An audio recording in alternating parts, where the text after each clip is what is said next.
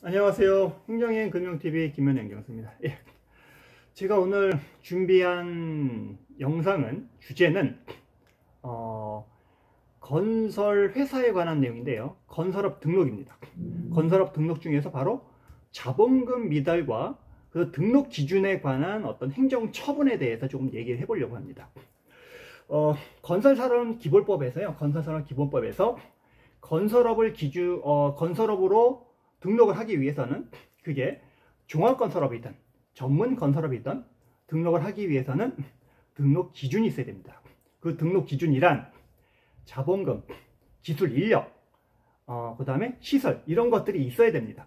그 중에서 뭐니 해도 중요한 부분은 기술 인력이라든가 자본금 이 관련돼서 지금 더 얘기를 해보려고 하는데, 이거를 왜 제가 더 얘기를 하게 되면, 일선 행정기관에서 실태 조사를 하게 되게 되면 자본금 미달과 기술 인력 미달로 인해서 영업정지 처분을 받는 경우가 많기 때문입니다. 그래서 평소에 기술 인력, 특히 중요한 건 자본금인데요.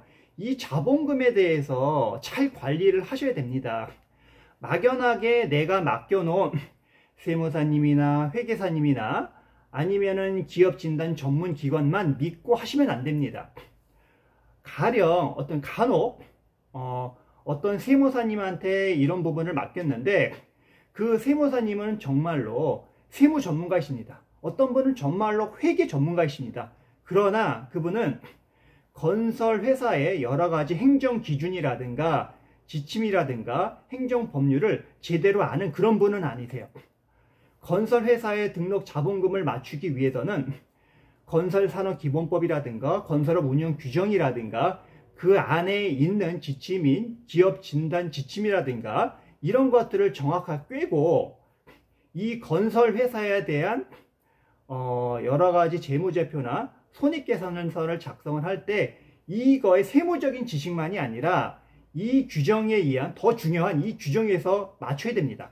그냥 산술적으로 건설업은 토공은 예를 들면 2억 원 해가지고 그냥 산술적으로 맞출 게 아니라 재무제표나 특히 이제 실질 자본금 부분에 대해서 재무제표에다가 딱 맞추고 이 재무제표를 뒷받침할 수 있는 각각의 증거를 다 마련해 둬야 됩니다.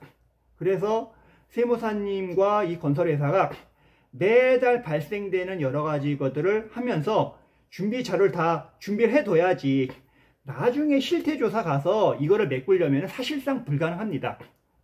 예를 들면 뭐 미완공사라고 있는데 미완공사 부분에 대해서 더 주장을 했는데 그 금액이 적어요.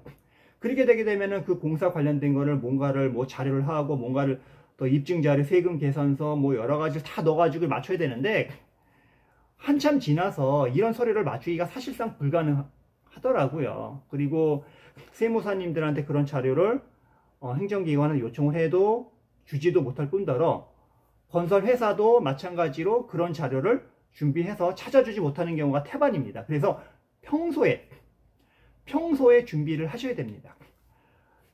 세무사님이나 회계사님한테 이런 걸 맡기셨을 때 그 자료가 만들어지기까지 여러 가지 들어가는 입증 자료들 있잖아요. 이런 것을 잘 준비를 해 주셔야 됩니다. 이런 것 때문에 항상 탈이 나고요.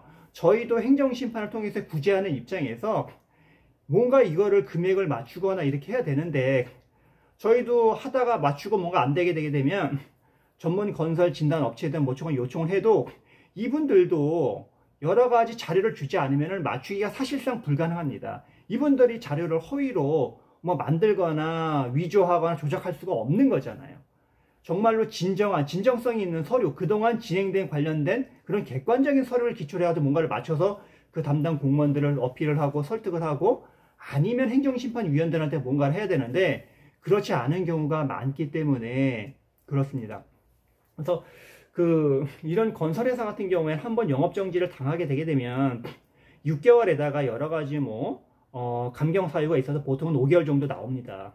그러면은 그 5개월 기간에 영업정지가 뭔가 받게 되게 되면 앞으로 계속 수주를 따거나 뭔가 입찰을 해서 뭔가 해야 되는데 그런 경우가 굉장히 어렵습니다. 그래서 행정심판을 하게 되게 되면서 한 공사라도 따기 위해서 저희가 집행정지 신청을 해드리긴 하거든요. 그래도 그거는 한계가 있고 어떤 일정 기간만 일 수 있는 부분이기 때문에 혹시라도 자료가 준비 안 돼서 패소를 하게 되게 되면은 또 행정소송까지 가서 또 어거지로 내용을 맞춰가지고 뭐 있는 돈 없는 돈 다 끌어다가 변호사 선임을 해서 그렇게 해서 어떻게 또 억지로 해가지고 집행정지 받아가지고 이렇게 하는 부분도 있거든요. 또 집행정지도 법원에서도 입증 자료가 미비한데 이쪽 사정 회사들이 너무나 어려운 사정이 있으면은 담보금을 굉장히 많이 부여해가지고 집행정지를 내주는 경우도 있더라고요. 그래서 이런 부분들을 좀 감안하게 되게 되면 이런 위험 부담들이 있으니까 건설회사에서는 좀 평소에 입증 자료 관리나 이런 부분들을 조금 잘 맞추시고요. 회계나 전문가들한테 뭔가 기장을 맡길 때도 건설회사를 좀 제대로 아는 분들한테 조금 맡기셨으면 하는 바람입니다. 그래서 오늘은 건설회사 어떤 등록 기준과 그에 관련된 어떤 행정처분 구제 방법에 대해서 말씀을 드렸습니다. 예, 감사합니다. 마지막으로 좋아요, 구독 꼭 부탁드리겠습니다. 감사합니다.